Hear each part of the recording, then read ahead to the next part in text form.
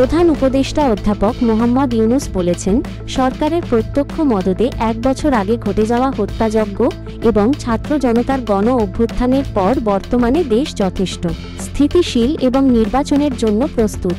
তিনি বলেন, 2026 সালের ফেব্রুয়ারির প্রথমার্ধে নির্বাচন ঘোষণা করা হয়েছে এবং এই নির্বাচনের মাধ্যমে অন্তর্বর্তী সরকার একটি নির্বাচিত সরকারের হাতে ক্ষমতা হস্তান্তর করবে। আজ সোমবার কক্সবাজারে রোহিঙ্গা অংশীজন সংলাপের উদ্বোধনী অনুষ্ঠানে প্রধান উপদেষ্টা এসব কথা বলেন।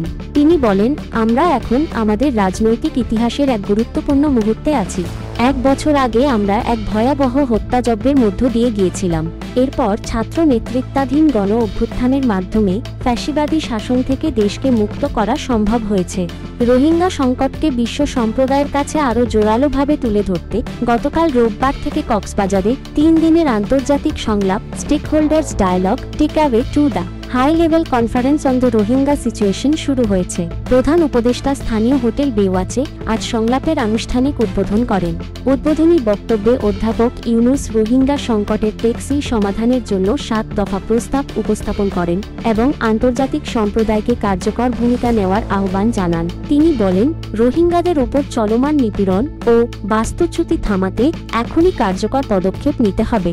অধ্যাপক ইউনূস উত্থাপিত 7 দফা প্রস্তাবের মধ্যে রয়েছে রোহিঙ্গাদের দ্রুত, নিরাপদ, মর্যাদাপূর্ণ ও টেকসই প্রত্যাবর্তনের জন্য বাস্তবসম্মত রোডম্যাপ প্রণয়ন, দাতাদের অব্যাহত সমর্থন, মিয়ানমার কর্তৃপক্ষ ও আরাকান আর্মির কাছে রোহিঙ্গাদের নিরাপত্তা ও জীবিকা নিশ্চিত করার আহ্বান, রোহিঙ্গাদের সঙ্গে গঠনমূলক সংলাপ ও অধিকার পুনঃপ্রতিষ্ঠা, আসিয়ান সহ আন্তর্জাতিক সম্প্রদায়ের সক্রিয় ভূমিকা, গণহত্যার বিরুদ্ধে কঠোর অবস্থান এবং আন্তর্জাতিক আদালতে জবাবদিহি ত্বরান্বিত করা।